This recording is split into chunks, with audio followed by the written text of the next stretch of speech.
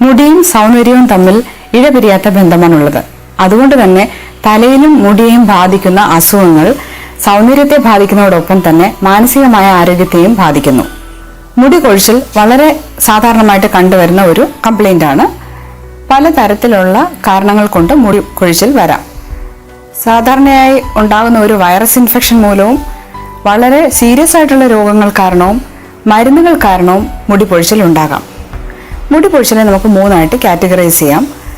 അലപ്പീഷ്യ areata അഥവാ വട്ടത്തിൽ മുടി പൊഴിഞ്ഞ് പോകുന്ന ഒരവസ്ഥ. സാധാരണയായി ചെറുപ്പക്കാരിലാണ് ഇത് കൂടുതലായിട്ട് കാണുന്നത്. ചെറിയ 1-2 വട്ടങ്ങളിൽ തുടങ്ങി വേണമെങ്കിൽ അത് വ്യാപിച്ച് തലയിലെ മുഴുവൻ മുടിയും പൊഴിഞ്ഞു പോകാൻ സാധ്യതയുള്ള ഒരു അസുഖമാണ് അലപ്പീഷ്യ ഏരിയേറ്റ. തലയിലെ മുഴുവൻ മുടിയും പൊഴിഞ്ഞു പോകുമ്പോൾ അതിനെ അലപ്പീഷ്യ ടോട്ടാലിസ് എന്ന് പറയും. ഇതുപോലെ തന്നെ ശരീരത്തിലുള്ള മറ്റു ഭാഗങ്ങളിലെ മുടിയും വേണമെങ്കിൽ പൊഴിഞ്ഞു പോകാം. അതിനെ അലപ്പീഷ്യ യൂണിവേഴ്സാലിസ് എന്ന് പറയും. 2-3 അസുഖങ്ങൾ ഇതുമായിട്ട് വളരെയധികം ബന്ധമുണ്ട്. ഒന്ന് ഏറ്റോപ്പി അഥവാ അലർജി ഉണ്ടാകുന്ന അവസ്ഥ. ചില പേഷ്യൻസിൽ ഈ അലപ്പീഷ്യ ഏരിയേറ്റ ആസ്മ, സ്കിൻ അലർജി എന്നിവയായിട്ട് ബന്ധപ്പെട്ട് കാണുന്നുണ്ട്. അൺകൺട്രോൾഡ് ഹൈപ്പർ ടെൻഷൻ അഥവാ മരുന്ന് റെഗുലറായിട്ട് കഴിക്കാതെ അൺകൺട്രോൾഡ് ആയിട്ടുള്ള BP, ഈ ഒരവസ്ഥയിലും ഈ അലപ്പീഷ്യ ഏരിയേറ്റ കാണാറുണ്ട്. മറ്റു പല കാരണങ്ങൾ കൊണ്ടുള്ള സ്ട്രെസ് അഥവാ ശാരീരികമായോ മാനസികമായോ സമ്മർദ്ദവും അലപ്പീഷ്യ ഏരിയേറ്റ ഉണ്ടാക്കാം. മിക്കപ്പോഴും രോഗിക്ക് പ്രത്യേകിച്ചൊരു ചൊറിച്ചിലോ വേദനയോ കംപ്ലയിൻസ് ആയിട്ടുണ്ടാവില്ല.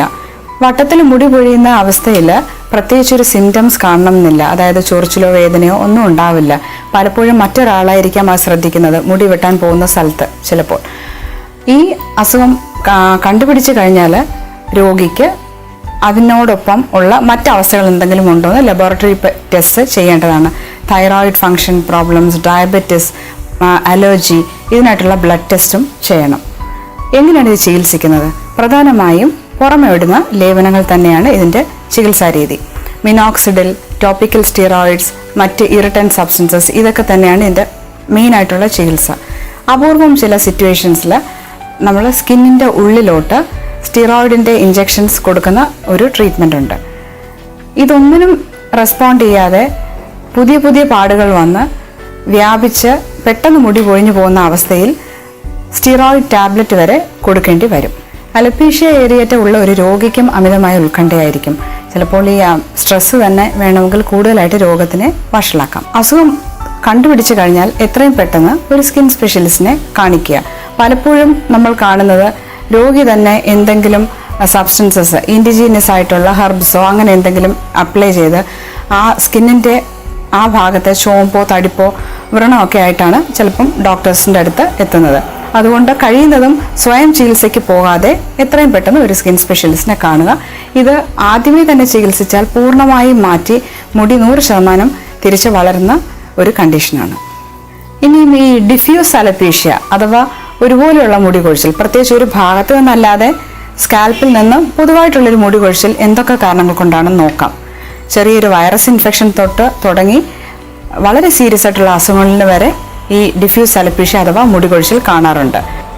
വളരെ ഏർലി സ്റ്റേജിൽ തന്നെ ഇതിൻ്റെ ചെറിയ തോതിലുള്ള ട്രീറ്റ്മെൻറ്റ് കൊണ്ട് ഇത് മാറ്റാവുന്നതാണ്. ഫോർ എക്സാമ്പിൾ, ഇപ്പോൾ ഉള്ള ആൾക്കാർ പലരും ക്രാഷ് ഡയറ്റിംഗ് ചെയ്യാറുണ്ട്. ശരീരം വണ്ണം കുറയ്ക്കാനും ഫിസിക്കലി ഫിറ്റ് ആകാനും ക്രാഷ് ഡയറ്റിംഗ് ചെയ്യാറുണ്ട്. അതൊരു ഇമ്പോർട്ടൻറ്റ് കോസാണ് മുടി പെട്ടെന്ന് പൊഴിയുന്നതിന് ഒരു കാരണം. പിന്നെ ടീലോജിൻ എഫ്ലൂവിയം എന്ന് പറഞ്ഞൊരു കണ്ടീഷനുണ്ട്. അതായത് നമ്മുടെ മുടി ഒരു 70% ഹെയറും എപ്പോഴും ഗ്രോയിങ് ഫേസിലാണ്, കുറച്ച് ശതമാനം റെസ്റ്റിംഗ് ഫേസിലും, അല്പം അതിനേക്കാൾ ചെറിയ ശതമാനം പൊഴിഞ്ഞു പോകുന്ന അവസ്ഥയിലുമാണ്. എപ്പോഴും നമ്മുടെ തലയിൽ മുടി എപ്പോഴും വളർന്നുകൊണ്ടിരിക്കുന്നുണ്ട്. പക്ഷേ ചില അവസ്ഥകളിൽ പെട്ടെന്ന് ഈ ഗ്രോയിങ് ഫേസിലുള്ള ഹെയർസ് എല്ലാം റെസ്റ്റിംഗ് ഫേസിലോട്ട് മാറുന്നു. അതായത് ആനജൻ ഫേസ് എന്ന് പറയും ഗ്രോത്ത് ഫേസിനെ, ടീലജൻ ഫേസ് എന്ന് പറയും റെസ്റ്റിംഗ് ഫേസിനെ. അപ്പോൾ ഈ ആനജൻ ഫേസിലുള്ള ഹെയർ എല്ലാം പെട്ടെന്ന് ടീലജൻ ഫേസിലോട്ട് പോകുന്നു. അപ്പോൾ അമിതമായ മുടി കൊഴിച്ചിലുണ്ടാകാം. ഇങ്ങനെ ഉണ്ടാകുന്ന അവസ്ഥകൾ ഏതൊക്കെയാണെന്ന് നോക്കാം. പ്രത്യേകിച്ചും ഡെലിവറി കഴിഞ്ഞിട്ടുള്ള ഒരു സമയത്ത് എന്തെങ്കിലും വളരെ ഹൈ ഫീവറുള്ള ഒരു ഫിബ്രൈൽ ഇൽനസ്, വൈറൽ ഇൻഫെക്ഷനോ അങ്ങനെയുള്ള മറ്റ് അസുഖങ്ങൾ ഉണ്ടാകുമ്പോഴും അസുഖം കഴിഞ്ഞ് ഒരു 2-3 ആഴ്ചയ്ക്കുള്ളിൽ മുടി പൊഴിച്ചിൽ തുടങ്ങി വേണമെങ്കിൽ 3-6 മാസം വരെ വേണമെങ്കിൽ അത് നിൽക്കാം. പക്ഷേ ഇത്തരത്തിലുണ്ടാകുന്ന മുടി പൊഴിച്ചിൽ പൂർണ്ണമായിട്ടും തിരിച്ച് വളരുന്നതാണ്. ഇൻഫെക്ഷൻസും മറ്റ് അസുഖങ്ങളും പോലെ തന്നെ മരുന്നുകളും മുടിപൊഴിച്ചിലുണ്ടാക്കാം. ചില മരുന്നുകൾ നമ്മുടെ മുടിയുടെ ഗ്രോത്ത് ഫേസിനെ ബാധിക്കുകയും ആ മരുന്ന് കഴിച്ചുകൊണ്ടിരിക്കുന്ന സമയത്ത് തന്നെ മുടി ധാരാളം പൊഴിയുകയും ചെയ്യാം. ഇത് കാരണം ഉണ്ടാകുന്ന മുടി പൊഴിച്ചിൽ ഈ ടാബ്ലറ്റ്സ് നിർത്തിക്കഴിഞ്ഞ് ഒരു 6 ആഴ്ച തൊട്ട് ഒരു 6 മാസത്തിനുള്ളിൽ തന്നെ പൂർണ്ണമായിട്ടും തിരിച്ചു വരുന്നതാണ്. സാധാരണയായിട്ട് കണ്ടുവരുന്നത് ഫെനിറ്റോയിൻ എന്ന ഒരു മരുന്നുണ്ട്. പിന്നെ ഈ ക്യാൻസറിന് വേണ്ടി ഉപയോഗിക്കുന്ന മരുന്നുകൾ, ഇതെല്ലാം തന്നെ മുടിപൊഴിച്ചിൽ ഉണ്ടാക്കാവുന്നതാണ്. ഈ മുടിപൊഴിച്ചിൽ എന്ന് പറയുന്ന ഒരു കണ്ടീഷൻ ത്വക്ക് രോഗങ്ങളിലും വരാം. ഫോർ എക്സാമ്പിൾ, സ്കാൽപ്പിനെ അഫക്റ്റ് ചെയ്യുന്ന skin diseases lichen planus, discoid lupus erythematosus, folliculitis എന്നീ അസുഖങ്ങളിൽ മുടി സ്കിന്നിനെ ബാധിക്കുന്നതോടൊപ്പം രോമകൂപങ്ങളെയും ബാധിച്ച് മുടി അതിൻ്റെ റൂട്ടോട് കൂടി ഇളകിപ്പോയി ഒരു തഴമ്പ് വരാൻ സാധ്യതയുണ്ട്. ഈ അസുഖങ്ങളെ ചികിത്സിച്ച് മാറ്റുന്നത് തന്നെയാണ് ഇത് കാരണം ഉണ്ടാകുന്ന മുടി പൊഴിച്ചിലിന്റെ ചികിത്സ. നേരത്തെ പറഞ്ഞല്ലോ ക്രാഷ് ഡയറ്റിംഗ് കാരണം മുടി പൊഴിച്ചിൽ വരാമെന്ന്. ഈ ക്രാഷ് ഡയറ്റിംഗ് കൊണ്ട് എന്താ സംഭവിക്കുന്നത്? സിങ്ക്, അയൺ പോലെയുള്ള വളരെ അത്യാവശ്യം വേണ്ട മിനറൽസും എലിമെന്റ്സും നമ്മുടെ ശരീരത്തിൽ നഷ്ടപ്പെടുകയാണ്. അതുകൊണ്ട് തന്നെയാണ് മുടി പൊഴിയുന്നത്. പ്രോട്ടീൻ ഡെഫിഷ്യൻസിയും ഈ ക്രാഷ് ഡയറ്റിംഗിൽ സംഭവിക്കാം. ഇതുമൂലമുണ്ടാകുന്ന മുടി പൊഴിച്ചിൽ നമ്മൾ നല്ല ഡയറ്റും വൈറ്റമിൻ സപ്ലിമെന്റ്സും അയൺ സപ്ലിമെന്റ്സും എടുക്കുന്നത് കൊണ്ട് പൂർണ്ണമായിട്ടും ഹെയർ ഗ്രോത്ത് തിരിച്ചു കൊണ്ടുവരാവുന്നതാണ്. പാരമ്പര്യമായിട്ടുണ്ടാകുന്ന മുടി പൊഴിച്ചിലിനെ ആൻഡ്രോജെനറ്റിക് അലോപീഷ്യ എന്ന് പറയും. സാധാരണ രീതിയിൽ ഇത് 35-40 വയസ്സ് കഴിഞ്ഞിട്ടാണ് തുടങ്ങുന്നതെങ്കിലും അപൂർവം ആൾക്കാരിൽ 20 വയസ്സ് മുതൽ വേണമെങ്കിൽ കാണാം. സ്ത്രീകളെയും പുരുഷന്മാരെയും ഈ ആൻഡ്രോജെനറ്റിക് അലോപീഷ്യ ബാധിക്കാം. ഈ ആൻഡ്രോജെനറ്റിക് അലോപീഷ്യയിൽ ആദ്യമായി ശ്രദ്ധിക്കുന്ന ഒരു ചേഞ്ച് ഈ ഹെയർ ലൈൻ അഥവാ മുൻഭാഗത്തുള്ള ഹെയർ ലൈൻ പുറകോട്ട് റീസീഡ് ചെയ്യുന്നു എന്നുള്ളതാണ്. മുൻഭാഗത്തുള്ള മുടിയാണ് ആദ്യമായി പൊഴിഞ്ഞു പോകുന്നത്. തലയുടെ 2 ഭാഗത്തുമുള്ള ടെമ്പറൽ ഏരിയയിലുള്ള മുടി കുറേശ്ശെ പൊഴിഞ്ഞു പോകും. അങ്ങനെ ഹെയർ ലൈൻ പുറകോട്ട് റീസീഡ് ചെയ്യുകയും നെറ്റിയുടെ ഭാഗം ഭയങ്കര വീതിയുള്ളതായിട്ട് തോന്നുകയും ചെയ്യും. ഇതിന് തുടക്കത്തിൽ തന്നെ ചികിത്സ എടുക്കേണ്ടത് ആവശ്യമാണ്. അല്ലെങ്കിൽ ഒരു പരിധി കഴിഞ്ഞാൽ, കുറച്ചധികം മുടി പൊഴിഞ്ഞു പോയി കഴിഞ്ഞാൽ പിന്നീട് പൂർണ്ണമായിട്ട് മുടി വളർച്ച സാധ്യമല്ല. സ്ത്രീകളിൽ ഈ ആൻഡ്രോജെനറ്റിക് അലോപീഷ്യ വരുമ്പോൾ അതിനോടൊപ്പം തന്നെ അമിതമായ ആൻഡ്രോജൻസ് അഥവാ ടെസ്റ്റോസ്റ്റിറോൺ ഹോർമോൺസിൻ്റെ മറ്റ് ആക്ഷൻസ്, ഫോർ എക്സാമ്പിൾ മുഖത്തെ എണ്ണമയം കൂടുക, മുഖത്ത് രോമവളർച്ച, പുരുഷന്മാരുടെ മാതിരിയുള്ള രോമവളർച്ച, അതുപോലെ തന്നെ അൾട്രാസൗണ്ട് സ്കാൻ ചെയ്ത് നോക്കുകയാണെങ്കിൽ പോളിസിസ്റ്റിക് ഒവേറിയൻ ഡിസീസ് എന്നിവയും കൂടെ കാണാറുണ്ട്. അതുകൊണ്ട് തന്നെ ഏത് ഒരു വ്യക്തിക്കും ഈ ആൻഡ്രോജെനറ്റിക് അലോപീഷ്യ കണ്ടാൽ ഈ അസുഖങ്ങൾ എന്തെങ്കിലും ഉണ്ടോ എന്നുള്ളത് നമ്മൾ ലബോറട്ടറി പരിശോധനകൾ ചെയ്യേണ്ട ആവശ്യമാണ്. ഒരു ഫുൾ എൻഡോക്രൈനോളജി ഇവാലുവേഷൻ ചെയ്താൽ മാത്രമേ ഈ ഹോർമോൺസിൻ്റെ അവസ്ഥയും ഈ പോളിസിസ്റ്റിക് ഒവേറിയൻ ഡിസീസ് ഉണ്ടോ എന്നും കണ്ടുപിടിക്കാൻ പറ്റുകയുള്ളൂ.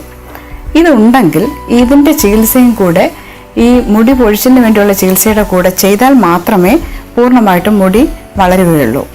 പോളിസിസ്റ്റിക് ഒവേറിയൻ ഡിസീസിന് വേണ്ടി ഉള്ളിൽ ടാബ്ലറ്റ്സ് കഴിക്കാവുന്നതാണ്. അതുവഴി ഹോർമോൺസിൻ്റെ അളവ് വീണ്ടും നോർമലൈസ് ചെയ്യാൻ പറ്റുന്നതാണ്. ആൻഡ്രോജെനറ്റിക് അലോപീഷ്യയിൽ പ്രധാനമായും പുറമെ ഉപയോഗിക്കുന്ന ഒരു മരുന്നാണ് മിനോക്സിഡിൽ. പല ശതമാനത്തിൽ അവൈലബിൾ ആണ്. 1, 2, 5, 10. ഈ ശതമാനത്തിലുള്ള സൊല്യൂഷൻ രാത്രിയിൽ കിടക്കുന്നതിന് മുൻപ് 1 ml തുള്ളികളായിട്ട് പല ഭാഗങ്ങളിൽ അപ്ലൈ ചെയ്തിട്ട് പിറ്റേ ദിവസം രാവിലെ കുളിക്കുന്ന സമയത്ത് വാഷ് ചെയ്ത് കളയാവുന്നതാണ്. ഈ ചികിത്സ തുടങ്ങി ഒരു 2-3 ആഴ്ചയ്ക്കുള്ളിൽ അല്പം കൂടുതലായിട്ട് മുടി പൊഴിയുന്നത് കാണാം. പക്ഷേ തുടർച്ചയായിട്ടുള്ള ഉപയോഗം 6 മാസം തൊട്ട് 1 വർഷം വരെയെങ്കിലും ഉപയോഗിക്കേണ്ടതാണ്. ആൻഡ്രോജെനറ്റിക് അലോപീഷ്യയിൽ മിനോക്സിഡിലിന് പുറമെ മറ്റ് ഹോർമോണൽ ടാബ്ലറ്റ്സും ഉപയോഗിക്കേണ്ടതായിട്ട് വരും. അത് ഓരോ രോഗിയുടെയും ഹോർമോണൽ ഇംബാലൻസ് അസസ് ചെയ്തതിന് ശേഷം ഡോക്ടർ നിശ്ചയിക്കുന്ന പ്രകാരം മാത്രമാണ് ഹോർമോൺസിൻ്റെ ടാബ്ലറ്റ്സ് എടുക്കാനുള്ളത്. ഫിനാസ്ട്രൈഡ് 1 mg മറ്റൊരു ടാബ്ലറ്റാണ്. ഇത് പലപ്പോഴും ആൻഡ്രോജെനറ്റിക് അലോപീഷ്യയുടെ ചികിത്സയ്ക്കായിട്ട് ഉപയോഗിക്കുന്നുണ്ട്. ചില സിറ്റുവേഷൻസിൽ ടാബ്ലറ്റ് കഴിച്ചാലും പുറമേ ഉള്ള മെഡിസിൻസ് അപ്ലൈ ചെയ്താലും മുടി തിരിച്ചു വരുന്നത് കാണാറില്ല. അങ്ങനെയുള്ള സിറ്റുവേഷനിൽ ഹെയർ ട്രാൻസ്പ്ലാന്റേഷൻ മാത്രമാണ് ആകെയുള്ളൊരു ഉപാധി. ഹെയർ ട്രാൻസ്പ്ലാന്റേഷൻ സ്കിൽഡ് ആയിട്ടുള്ളൊരു ഡോക്ടറാണ് ചെയ്യേണ്ടത്. യൂഷ്വലി അത് പ്ലാസ്റ്റിക് സർജൻസും ഡെർമറ്റോളജിസ്റ്റും ചെയ്യാറുണ്ട്. ഒറ്റ സിറ്റിംഗ് കൊണ്ട് ഫുൾ ആയിട്ടുള്ള സ്കാൽപ്പ് കവർ ചെയ്യാൻ പറ്റില്ല. ഹെയർ ട്രാൻസ്പ്ലാന്റേഷൻ പല സിറ്റിങ്സിലായിട്ട് മാത്രമേ ചെയ്യാൻ പറ്റുകയുള്ളൂ. ആൻഡ്രോജെനറ്റിക് അലോപീഷ്യ നമുക്ക് തടയാൻ പറ്റില്ല. അത് വന്നു കഴിഞ്ഞാൽ നമുക്ക് early detection and early treatment ആണ് മാക്സിമം മുടി റീഗ്രോ ചെയ്യാനായിട്ട് സഹായിക്കുന്നത്. പക്ഷേ മറ്റു കാരണങ്ങൾ കൊണ്ടുള്ള അലപീഷ്യ അഥവാ മുടി കൊഴിച്ചിൽ ഒരു പരിധിവരെ നമുക്ക് പ്രിവെൻറ്റ് ചെയ്യാം. ഫോർ എക്സാമ്പിൾ, വൈറസ് ഇൻഫെക്ഷൻസ് വന്നു കഴിഞ്ഞിട്ടുള്ള മുടി കൊഴിച്ചിലിനെ adequate diet and vitamin supplement വഴിയും ഹെയർ കെയർ വഴിയും നമുക്ക് നല്ല റീഗ്രോത്ത് ഉണ്ടാകും. അതുപോലെ തന്നെ അസുഖങ്ങൾ കാരണം ഉണ്ടാകുന്ന മുടി കൊഴിച്ചിൽ, ഈ അസുഖങ്ങളെ മാറ്റുക, അസുഖങ്ങളെ ചികിത്സിച്ച് മാറ്റുക, പ്രത്യേകിച്ചും തലയിലുള്ള സ്കിന്നിനെ ബാധിക്കുന്ന അസുഖങ്ങളെ ഏർലി ആയിട്ട് ട്രീറ്റ് ചെയ്യുന്ന വഴി അത് കാരണം ഉണ്ടാകുന്ന മുടി കൊഴിച്ചിൽ സ്വാഭാവികമായിട്ട് നമുക്ക് കുറയ്ക്കാൻ പറ്റും. അതുപോലെ തന്നെ ക്രാഷ് ഡയറ്റിംഗ് കാരണം ഉണ്ടാകുന്ന ഹെയർ ലോസിനെ ഹൈ പ്രോട്ടീൻ ഡയറ്റും വിറ്റമിൻ സപ്ലിമെൻറ്റ്സും കൊണ്ടും നമുക്ക് കുറയ്ക്കാൻ പറ്റും.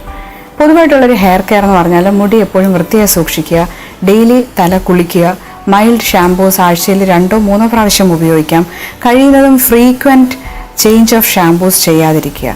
എന്തെങ്കിലും ഹെയർ ഡിസോർഡേഴ്സ് സംശയം തോന്നിയാൽ വളരെ നേരത്തെ തന്നെ ചികിത്സയ്ക്കായിട്ട് ഡോക്ടേഴ്സിനെ സമീപിക്കുക.